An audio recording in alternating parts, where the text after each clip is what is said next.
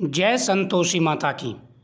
शुक्रवार के दिन संतोषी माता का पूजन किया जाता है और इस दिन पूजा करने से सभी प्रकार की व्याधियाँ दूर हो जाती हैं। संतोषी माता की इस कथा का श्रवण करने से मनोकामना पूरी हो जाती है। एक समय की बात है, एक नगर में एक साहूकार रहता था जिसके 7 पुत्र थे। 6 बहुत कमाने वाले थे और सबसे छोटा वह कमाता नहीं था, सरल सीधा और कम बोलने वाला था।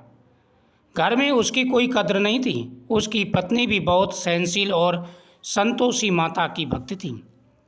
संतोषी माता अपने भक्तों की हमेशा पुकार सुनती हैं और सभी मनोकामनाएं पूरी करती हैं। 6 भाई और उसकी पत्नी अच्छे भोजन करते, अच्छे वस्त्र पहनते, लेकिन छोटी बहू को ताने मिलते और बचे कुचे भोजन से ही संतोष करना पड़ता। उसका पति भी एक दिन अपमान होकर से परदेश चला गया कमाने के लिए। बेचारी बहू अकेली रह गई। घर में अपमान, ताने और कष्ट उसके साथी बन गए। एक दिन उसने देखा कि कुछ स्त्रियां मंदिर में संतोषी माता का व्रत कर रही हैं। उसने विनम्रता से पूछा, माता की पूजा कैसे की जाती है? स्त्रियां बोलीं, प्रत्येक शुक्रवार व्रत रखो, चने और गुड़ से भोग लगाओ, कथा सुनो, खट्याई ना खाएं और ना ही किसी को खिलाएं। 16 शुक्रवार पूरे होने पर 8 बालकों को भोजन कराएं। छोटी बहू ने उसी दिन से व्रत करना प्रारंभ कर दिया। धीरे धीरे चमत्कार होने लगा। उसके पति को परदेश में अच्छी नौकरी मिल गई, धन आने लगा। उसने पत्नी को पत्र लिख कर के भेज दिया कि मैं जल्दी लौटूंगा। घर में भी उसके प्रति व्यवहार थोड़ा बदलने लगा क्योंकि घर की दशा सुधरने लगी। जब 16 शुक्रवार पूरे हुए तो उसने उद्यापन करने का निश्चय किया। जेठानियाँ उससे जलती थीं। उन्होंने बच्चों को खटाई खाने को दे दी और उनसे कहा कि भोजन में खट्टा मांगना। जब बालकों ने खट्टा मांगा तो बहू ने मना कर दिया। बच्चे रोने लगे। बहू ने भूल से उन्हें पैसे दे दिए और बच्चों ने बाहर जाकर खटाई खा ली। इससे माता नाराज हो गई। अचानक पति पर संकट आ गया। वह लौटते समय मुसीबत में फंस गया। बहू ने माता से क्षमा मांगी और फिर से पूरे नियम से व्रत किया। उसने मन में सच्चा संतोष रखा, किसी से द्वेष नहीं किया। माता प्रसन्न हुई। उसके पति सकुशल घर लौट आए।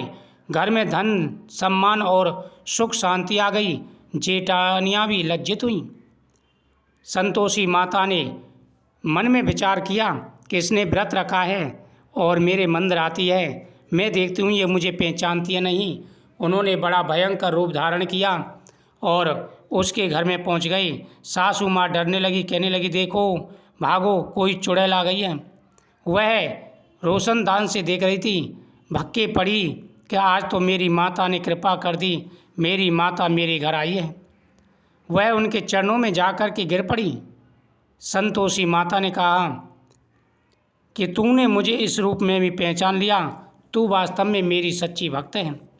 तो जो भी माता संतोषी की पूजा करते हैं उनकी हर मनोकामना पूरी हो जाती है। संतोष सबसे बड़ा धन है। नियम और श्रद्धा से किया गया व्रत हमेशा फलदायी होता है और सभी प्रकार की मनोकामनाएं पूरी हो जाती हैं।